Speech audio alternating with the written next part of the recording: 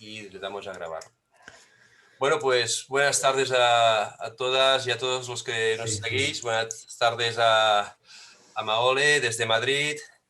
Buenas tardes. Buenas tardes, Elisenda, Hola. de la Lliga.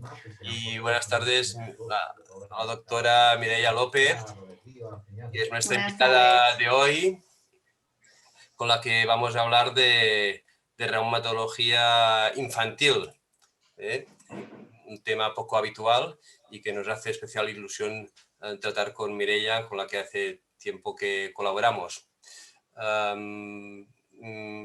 La doctora Mireia López pues, os contaría que es licenciada en Medicina por la Universidad de Barcelona, especialista en reumatología por el Hospital Universitario de la Vall d'Hebron de Barcelona.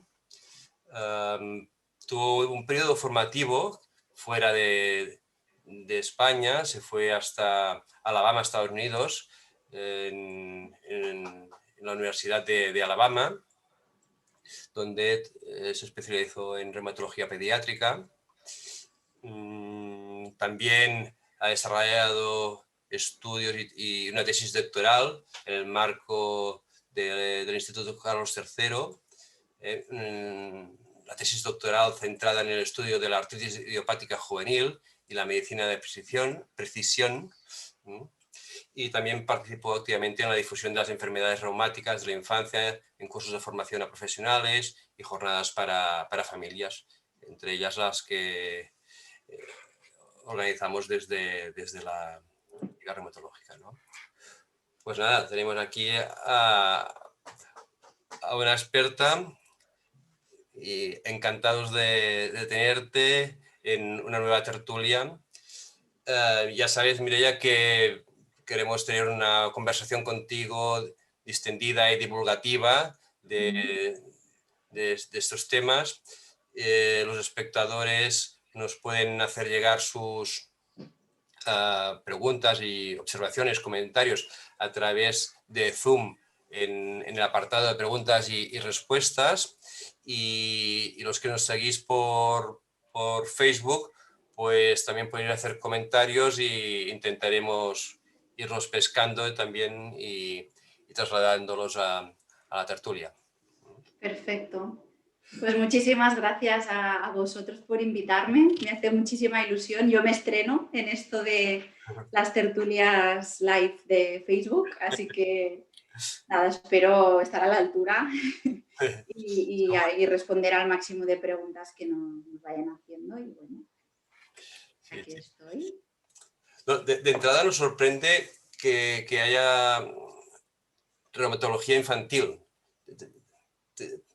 ¿Te ocurre a menudo a ti que dicen reumatología infantil? Sí, muy a menudo, demasiado a menudo, ¿no? Para lo que me gustaría a mí, ¿no? Eso quiere decir pues que a nivel de la sociedad todavía hay mucho camino por hacer, ¿no? Mucha divulgación en la que trabajar para que todo el mundo sea conocedor pues que las enfermedades reumáticas también pueden afectar a los niños, ¿no? Niños, adolescentes, y que pueden ser a esa pronta edad pues el debut de una enfermedad reumática que a priori va a ser crónica y que los va a acompañar durante muchísimos años, ¿no? Tanto a ellos, a los pacientes, como a sus familias y amigos, parejas, y a lo largo pues, de la vida laboral, familiar, etc. Entonces sí que suele ser, Bueno, la cara de sorpresa suele ser habitual. las enfermedades reumáticas de alguna forma ya sorprenden en general, son muy desconocidas, están asociadas al hecho de hacerte mayor, ¿no? Cuando la realidad es muy distinta.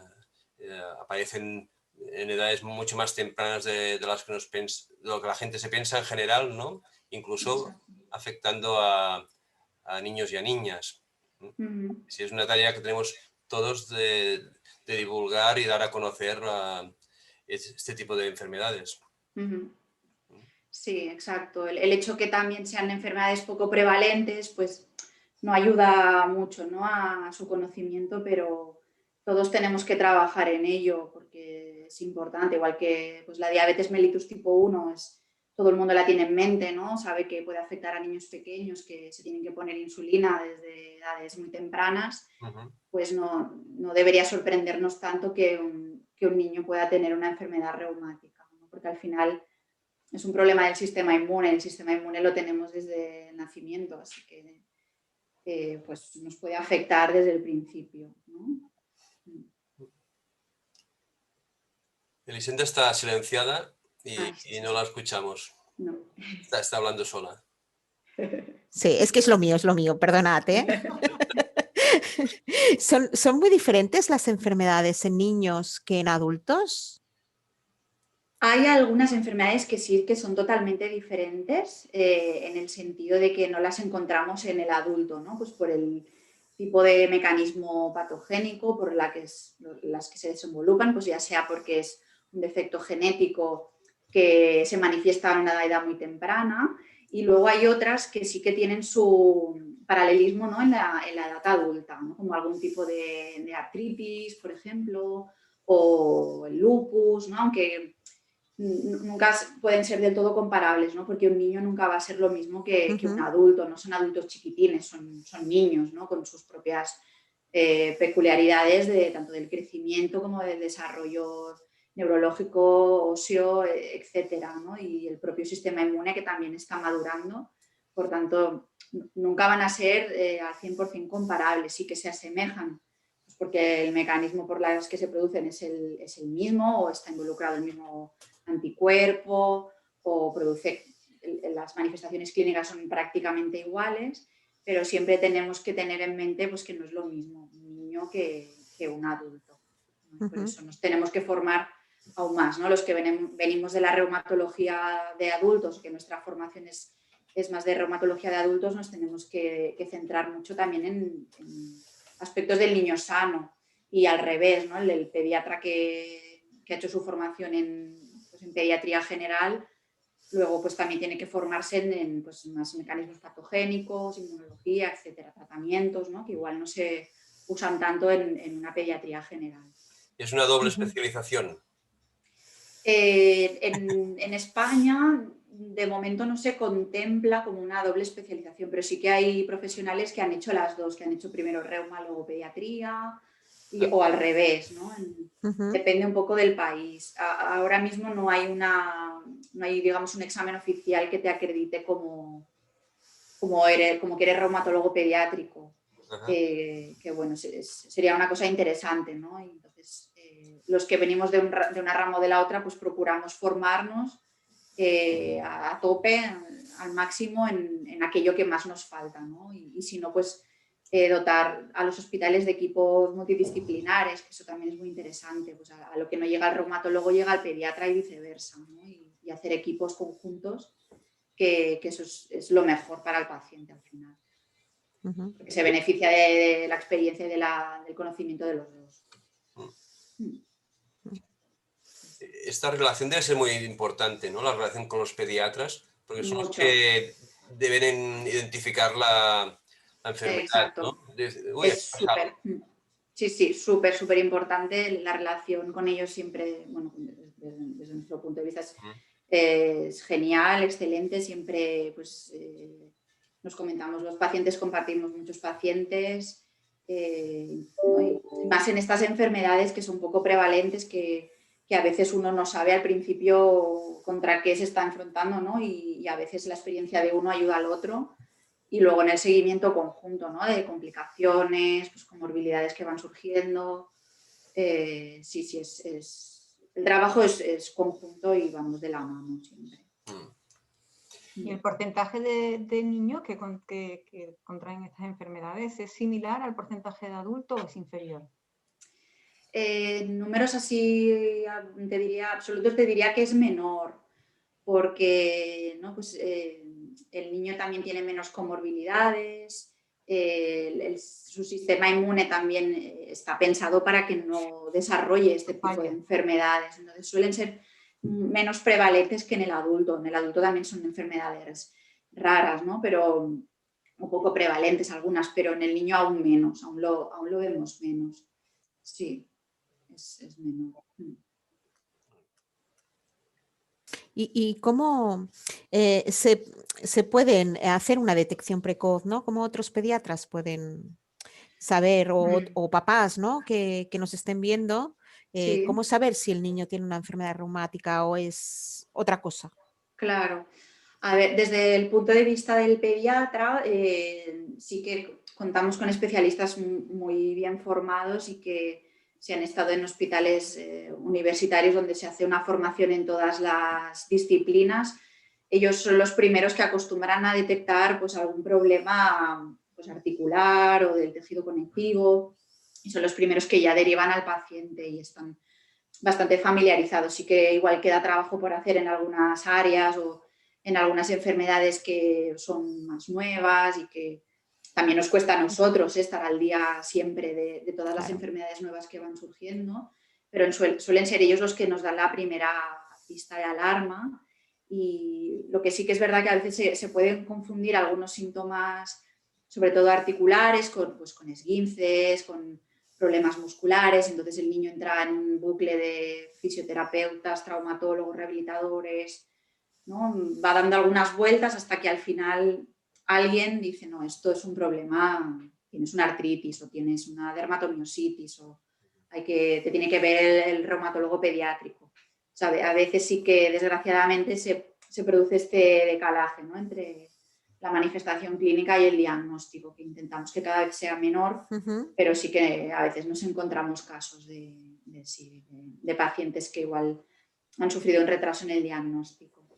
Y en cuanto a los papás, hombre, es difícil, ¿no? Porque, claro, un papá pues nunca va a pensar que a su hijo le esté pasando algo malo, ¿no? De entrada, pero bueno, por ejemplo, los antecedentes familiares son importantes.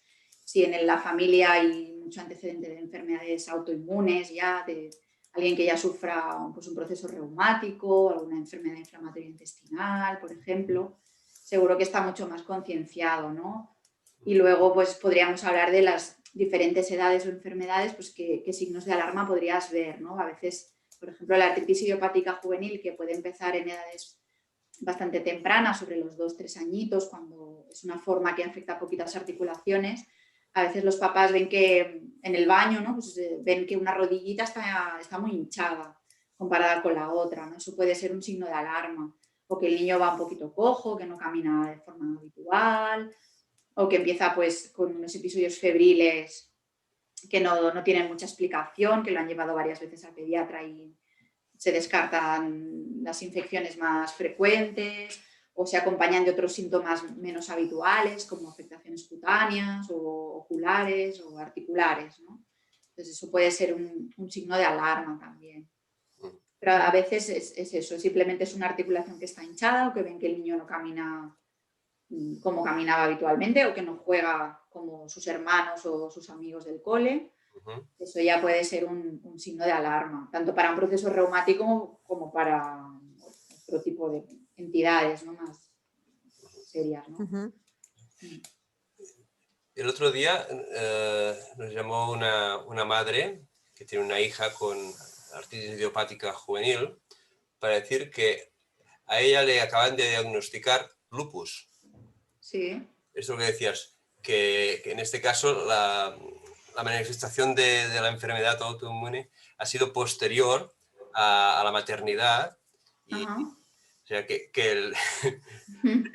hay un antecedente, pero que se ha expresado en el tiempo después del diagnóstico a su hija, ¿no? Sí.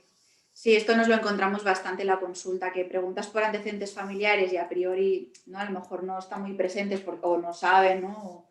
Creo que mi tía por parte de madre tenía algo del reuma, pero no te saben muy bien precisar y luego la siguiente consulta, mira, que tenía tal enfermedad, te lo confirmo, seguro. Entonces vas pues esto, ¿no? Filiando un poquito mejor los antecedentes familiares y a veces con el tiempo también te encuentras, ¿no? Pues mira, la mamá acaba de debutar con una enfermedad de una psoriasis y tu puzzle ya, ¿no? Encaja con tu niño, ¿no? Y dices, ostras, pues mira, si la mamá tiene una psoriasis y este niño tiene una artritis, pues te puede ayudar a veces, sí. Esto me imagino que no quiere decir que todos los padres y madres que tengan un hijo con enfermedad reumática estén No, para nada, pobres, no. Sí que hay una agregación familiar en algunas enfermedades más que en otras, pero no tiene por qué asociarse, ni mucho menos ¿no? que tú por tener una enfermedad reumática, tu hijo sí o sí vaya a tener una enfermedad reumática, ni tampoco su descendencia. ¿No? Esto sí que intentamos en la consulta tranquilizar bastante, ¿no? Porque sí que es algo que preocupa mucho a las familias, como es lógico.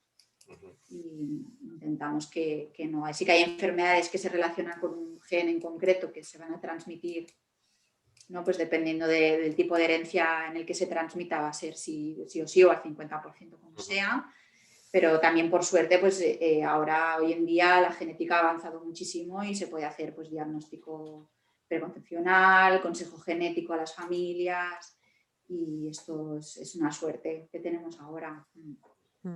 Doctora, ha mencionado usted algo relacionado con la inflamación intestinal y me gustaría que profundizara en ese sentido, ¿no? La relación entre las inflamaciones intestinales y las enfermedades reumatoides. Exacto. Sí, la enfermedad inflamatoria intestinal, que las dos más frecuentes o más conocidas sería la enfermedad de Crohn y la colitis ulcerosa, por ellas mismas ya pueden hacer manifestaciones articulares en forma de artritis, que puede afectar pues, desde las articulaciones más periféricas, ¿no? Las rodillas, tobillos, las manos, la columna axial también, y también al revés, ¿no? Que podamos tener un paciente que su primera manifestación es una artritis y luego con el tiempo, con los meses, empieza a desarrollar una clínica gastrointestinal que acaba siendo pues una enfermedad inflamatoria. Nos podemos encontrar con los dos escenarios, con que debute primero un síntoma y luego el otro. A veces en niños que tienen una artritis, pero que toda la parte, la batería autoinmune te sale negativa, que no te acaba de cuadrar, o que tienen una anemia, tienen un hábito intestinal que empieza a estar alterado, pues lo tienes que tener muy en mente, que no sea eso el inicio de una enfermedad inflamatoria intestinal. Genes conocidos que producen esta enfermedad está el HLB27 positivo, pero ¿hay más genes aparte de este? Sí, cada vez se van descubriendo más. Hay uno, por ejemplo, que se llama NOT2, que este sí que se asocia pues, a un debut muy precoz de la enfermedad inflamatoria intestinal y también de otro tipo de enfermedad autoinflamatoria que también puede debutar con artritis, manifestaciones oculares, cutáneas, y cada vez se van descubriendo más genes involucrados. Sí. A medida que vamos analizando pues, más a la población, ¿no? Cuanto más gente está involucrada en los ensayos y en los estudios genéticos a nivel poblacional, pues se van descubriendo más genes nuevos que salen. Porque, pero sí, ¿qué esperanza de calidad de vida podemos prever? Con un paciente con una enfermedad reumática en general, ahora yo hablo desde mi experiencia, que seguro que es muy diferente a la de mis mentores, ¿no? que empezaron la reumatología pues, hace 20, 30 años, en las que no había muchos medicamentos, no había muchas terapias dirigidas contra la inflamación, ¿no? que pudieran ser efectivas y que tenían muchos efectos secundarios, como los corticoides, por ejemplo. Yo ya he crecido en una era, ¿no? de la terapia biológica, de fármacos, que van muy dirigidos contra dianas muy específicas de la inflamación y que realmente controlan muy bien los síntomas de estas enfermedades reumáticas. Sí que hay casos que son más complicados que otros y que puedes probar un fármaco y no funciona y tienes otros, ¿no? Pero en general el 99,9% de los niños de la consulta hacen una vida totalmente normal, practican el deporte que quieren, van al cole, han estudiado carreras universitarias, profesiones, todo lo que han querido. Y os diría que los pacientes que están más limitados son aquellos que desgraciadamente tienen una enfermedad muy, muy grave, que no responde a alguno de los tratamientos que tenemos, o los que se han diagnosticado muy, muy tarde, ¿no? Esto sí que es un hándicap, ¿no? Cuando el paciente viene pues, sin diagnosticar y ya pues, la enfermedad está más avanzada, siempre suele haber más secuela. y eso pues puede ser una limitación, ¿no? Ya sea a nivel de la movilidad o de daño acumulado por los tratamientos o por la propia inflamación. Pues cada vez lo vemos menos, por suerte, ¿eh? Esto cada vez se ve menos, pero sí que la consulta de adultos todavía te encuentras, ¿no? Pues algún paciente con artritis idiopática juvenil que lleva 40 años de evolución y que tiene mucha secuela articular porque o se diagnosticó tarde o no se logró diagnosticar bien o el tratamiento no funcionó o simplemente es que no había tratamiento eficaz en ese momento. Pero solamente hay secuelas articulares, quiero decir, porque se está tomando medicación desde muy temprana edad. Sí, entonces, hígado, claro, de riñones... todo tipo, sí. O sea, las articulares solo son una de ellas, pero luego tenemos pues, problemas del metabolismo óseo, ¿no? Con osteoporosis en edades que no tocaría, por ejemplo, ¿no? Una calidad del hueso que es más baja de lo que tendría que ser para la edad que tienen. Luego, pues a nivel cardiovascular, también la inflamación sostenida o tratamiento con corticoides también hace que tengas más riesgo de sufrir un evento cardiovascular, ¿no? de tener pues, un perfil lipídico peor, con un colesterol más alto, unos triglicéridos más altos, que eso también hay que controlar en la consulta. Luego a nivel psicológico, evidentemente, ¿no? Pues un paciente que tiene algún tipo de secuela se va a ver más limitado en su día a día, y eso a nivel emocional pues es muy importante para su vida. ¿Qué más te podría decir? Sí, inflamaciones hepáticas también o toxicidad hepática por algún tratamiento que no haya podido ir bien y que ha generado un efecto secundario que no queríamos, ¿no? Con inflamación hepática, sí, secuelas a nivel ocular, ¿no? También en los pacientes que han tenido una uveitis grave puede haber una ceguera incluso, una disminución muy importante de la agudeza visual y que eso ya es muy difícil de revertir, ¿no? Y claro, limita mucho la calidad de vida, la compromete al menos. Sí, puede haber muchas secuelas, no solo articular, nivel pulmonar también, sí, de todos los órganos, porque al final son enfermedades sistémicas, ¿no? Que pueden dar su cara, pueden manifestarse más en una articulación o en la piel, pero luego el problema es global, ¿no? No es solo una cosa, afecta a todo el organismo. Me quedo con la primera idea, detección precoz, ¿no? Sí. Segunda, me imagino que es adherencia al tratamiento. También. Que debe ser otro caballo de batalla, ¿no? Sí. Sí, este es nuestro caballo de batalla en varios escenarios, sobre todo al principio quizá no es tan difícil, ¿no? Porque el niño pues lo necesita y todo el mundo lo tiene muy claro, ¿no? Luego, a medida que él está bien, que se encuentra perfecto, no se olvida, bueno, ¿no? se olvida un poquito lo mal que lo ha pasado y a veces uno se replantea el por qué tiene que seguir tomando la medicación, eso a veces pasa, sobre todo en la adolescencia y la preadolescencia, que es una época complicada, que es normal, ¿no? Que un niño se pregunte ¿y por qué yo? ¿Y por qué yo me tengo que seguir pinchando esto? ¿Y si yo estoy bien? ¿Si yo hago vida normal?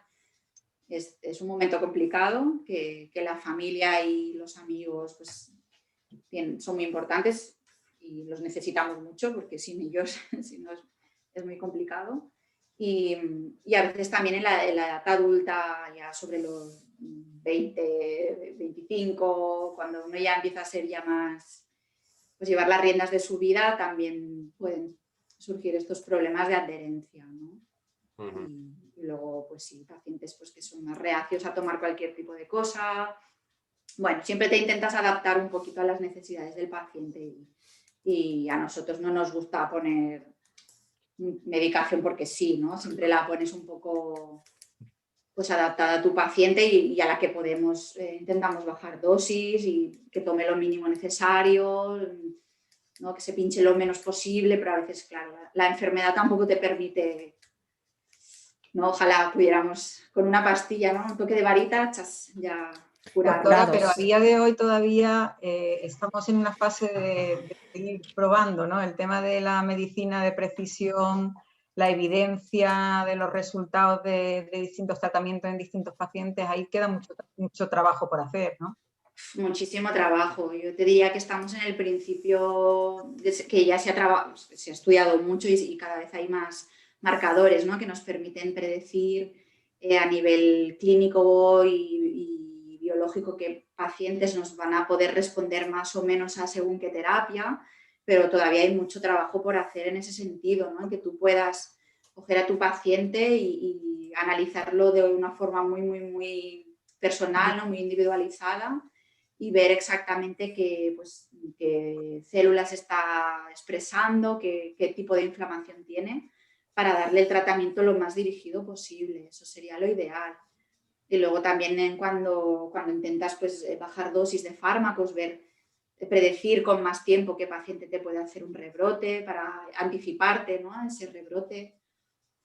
Todavía queda muchísimo trabajo por hacer. Se está investigando, pero queda mucho. Lo ideal sería eso, ¿no?, que tú pudieras decir, mira, a este paciente le va a ir bien esto sí o sí, y voy a estar segura que este es su fármaco ideal, pero no, sí que a veces tenemos que ir probando porque a la primera no acertamos. Así que nos faltan biomarcadores, nos falta genética, nos faltan ensayos clínicos con más pacientes de nuestra población y de otros grupos étnicos también para ver estas diferencias e intentar hacerlo mejor. Sí, sí. Se me ocurre un tercer punto, que es el de la comunicación médico-paciente, y en este caso también añadimos al padre y a la madre, ¿no? Sí. Aquí también es otro máster que hay que añadir a la formación para poder ayudar al paciente en su entorno, ¿no? Sí. Sí, los papás la verdad es que son unos cracks, porque, hombre, ¿no?, pues tener a tu niño que de repente empieza con esto, ¿no?, que se conoce poco, que encima la sociedad no te ayuda mucho, porque nadie sabe mucho, en el cole también genera dudas, ¿no?, en todos los sentidos. Y la verdad es que nos lo ponen muy fácil, porque enseguida, ¿no?, pues ven que el niño va a necesitar de tu ayuda y de los medicamentos de los que disponemos, y enseguida, pues, al final vamos a la una, que es lo importante, ¿no? Es importante que lo entiendan bien, que entiendan bien el problema, cuál es su papel, ¿no? Claro. Y cómo pueden ayudar. Un padre seguro que quiere hacer todo lo posible para ayudar a su hijo, pero tiene que saber cómo, ¿no? Cómo puede hacerlo, cómo puede ayudar en la dirección correcta, ¿no? Igual también faltan campañas de concienciación en colegios, ¿no? Porque pasan 8 horas al día en el colegio, y así como pues, los profesores en general pueden conocer de la existencia de la diabetes, que también se produce en niños, pues que ya es desconocida las enfermedades reumáticas en adultos, pues en niños ya cuanto más, ¿no? Con lo cual a lo mejor también puede ser un foco de divulgación, ¿no? El considerar los colegios como lugar donde bueno, pues empezar a dar a conocer las enfermedades reumáticas. Sí, esto es un punto súper interesante el que comentas, porque hay poca divulgación en las escuelas, así como quizá otras enfermedades sí que se conocen un poquito más, pero es verdad que en la escuela falta algo más de conocimiento igual, y es culpa nuestra, seguramente, de parte de los profesionales también, que igual no hemos hecho suficiente hincapié en ir al cole, ¿no? La política sanitaria y educativa. Las políticas, ¿no? Sí. Ir a las escuelas y hablar con los profesores, sobre todo los de educación física, que esto sí que es algo como muy recurrente en la consulta, ¿no? Mira, es que ahora tiene un brote, no le pongas a hacer, pues, no lo sé, a volteretas, porque ahora no, pues no ahora no toca. bien, ¿no? Desde la Liga intentamos contribuir a la formación de los profesores de educación física, explicándoles esta realidad para que estén más preparados. Sí, sí. Sí, en general no nos encontramos muchos problemas, pero sí que, sobre todo cuando los niños se hacen más mayores, ¿no? Cuando empiezan a ir al instituto, que las asignaturas son como más, ¿no? Todo tiene que ir más militar, ¿no? Pues la educación física hay que hacer tanto, no, suspendido, ¿no? Entonces sí que a veces nos encontramos haciendo informes, decir, mira, si está cansado o le duele, déjalo, ¿no? Que haga otro tipo de trabajo, a ver si se puede adaptar o hacer un poco más de concienciación. También es un tema de recursos porque ya llevamos años hablando de la figura de la enfermera escolar, de la presencia de un profesional sanitario en la escuela permanentemente encargado de hacer seguimiento de los niños que tienen tratamientos, niños que están atravesando una enfermedad o niños que tienen... Hay que estar alerta para detectar de forma precoz cualquier enfermedad, ¿no? Hombre, sí, esto sería muy importante, la verdad. Yo creo que hay colegios que sí que disponen de enfermería, pero otros que no. Y ya no solo para la patología reumática, para lo que pueda surgir, ¿no? En una escuela que se pueden juntar ahí muchísimos niños. Claro. Y sí, sería una figura muy, pues muy valiosa, la verdad. Sí. Y bueno, llegamos al capítulo de vacunas. Tema estrella. Tema estrella. Tema estrella del mes, creo, o de los últimos 2 meses. Es el monotema ahora, ¿no? Sí, la verdad es que sí, pero bueno, súper contentos de disponer de vacunas, ¿no? De varias, no solo de una, ¿no? De varias, tan rápido. A usted ya la habrán vacunado, ¿no? Le han inoculado ya la vacuna. Sí, ya me ha tocado ya. Todos hemos pasado ya creo, del hospital por las vacunas. Y bien, bueno, salvo pues, un poco de dolor en el brazo y algunas décimas, en general no ha habido ningún problema. La semana pasada hicimos una tertulia con el jefe de reumatología del Hospital Clínic hablando de las vacunas para el COVID, pero hablábamos en general. Hoy contigo te tenemos que preguntar, ¿a los niños los tenemos que vacunar también? ¿Qué va a pasar, no? Claro, ahora mismo no tenemos información. Claro, esto también va cambiando cada semana, como veis, ¿no? Que cada semana sale información nueva o se vacuna un grupo de población diferente y así. Entonces, en los niños todavía no tenemos datos. Se está investigando con la AstraZeneca, con la de Oxford. Se está haciendo un ensayo clínico con niños de 6 a 17 años. Entonces yo creo que serán los primeros resultados de los que dispongamos y seguramente se vacunará a los niños con esta vacuna. Si es que no sale otra que también empieza a hacer algún ensayo clínico y tiene resultados antes. Entonces, por suerte, el COVID ha afectado poco, casi nada a nuestros pacientes. Si han tenido COVID, han sido casos de COVID muy leve dentro del núcleo familiar, que no ha impedido seguir ni con el tratamiento, ni hemos visto tampoco reactivaciones de ninguna de las enfermedades reumáticas, así que bien. Y cuando tengamos disponible la vacuna, sea la que sea, yo creo que se procederá a vacunar a la población pediátrica y esperemos que los resultados sean buenos, ¿no? También ya sabemos que es una población que por suerte no ha sufrido grandes consecuencias por el COVID, así que bueno, serán los últimos, pero también habrá vacunas para ellos. ¿Y eso por qué? Porque las defensas de los niños están todavía tan virgen que son más difíciles de engañar, así hablando de manera profana totalmente. Bueno, pues hay varios mecanismos hay varias hipótesis que se están barajando, ¿no? De por qué los niños no han tenido una respuesta tan grave al COVID, ¿no? Primero hay unos receptores que tenemos en las células del epitelio respiratorio que a medida que te vas haciendo mayor vas expresando más, vas teniendo más y eso pues favorece al niño porque todavía es muy pequeñito, no le ha dado tiempo a hacer esa maduración y no tiene todas esas células. Luego de que también están más en contacto con otros coronavirus, de otras familias de coronavirus, porque al fin se parecen bastante, que están más expuestos pues porque han ido a la guardería, en la escuela, el contacto que tienen es mucho más estrecho que el que tenemos nosotros, ¿no? Se ponen todo en la boca, comparten juguetes, se besan, etc. Entonces ya han estado expuestos a otras familias de coronavirus. Y luego, pues sí, también a temas de la inmunidad innata, ¿no? Diferentes respuestas que ellos tienen a estímulos que el adulto pues, responde de una forma diferente. Se está investigando muchísimo en este campo, pero se ha visto que es esto, que es como una conjunción de varias cosas que hacen que los niños tengan manifestaciones clínicas menos graves. Muy bien. Suerte, menos mal.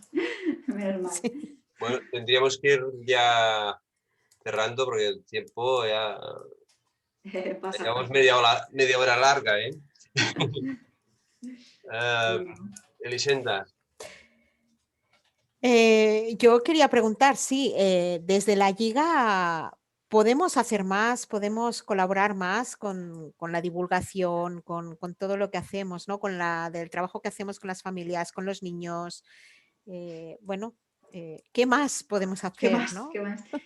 Pues yo creo que vuestro trabajo es fundamental, ¿no? Ser el vínculo, ¿no? De transmisión de lo que los pacientes necesitan y las necesidades no cubiertas que ellos tienen, pues contactar con nosotros, ¿no? Y que está pasando esto, que esto no se podría mejorar, esto tendríamos que, vamos a investigar a ver cómo podemos arreglar este tema, ¿no?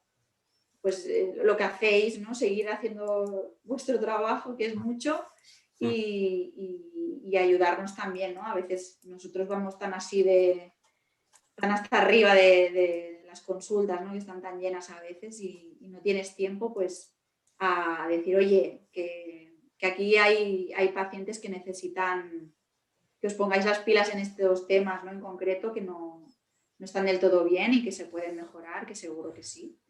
Y ya está, y ayudarnos pues, a trabajar en que el paciente esté bien, que es al final lo que a todos nos importa. El paciente y sus familias y amigos. Bueno, pues si os parece, lo dejamos aquí. Muy bien. Seguiremos trabajando, pero la charla la dejamos aquí para no hacerla Muy bien. después un vídeo demasiado largo para quien lo quiera volver a recuperar. Ya sabéis que esto queda grabado, estará colgado en nuestro canal de YouTube, lo podéis volver a ver tantas veces como queráis. Y difundir a quien creáis que le interese, ¿no? Seguiremos hablando de temas infantiles. Sabemos desde la Liga que es un segmento de la población que en términos de enfermedades reumatológicas está un poco más olvidado que el resto, ¿no? Por lo tanto, tenemos que ponerle el foco y darle luz. Nada, agradecer a la doctora Mireia López, del Servicio de Reumatología del Vall d'Hebron de Barcelona, su interesantísima colaboración y su aportación a divulgar más sobre las enfermedades reumatológicas en edad infantil. Muchas gracias. Muchísimas gracias por invitarme, muchas gracias. Ole, Vale, muchas gracias. beso a las tres. Muchas gracias. Y a todos los que nos seguís. Hasta la próxima. Adiós. Un placer, Mireia. Adiós, gracias. Adiós, Xavi. Chao. Chao.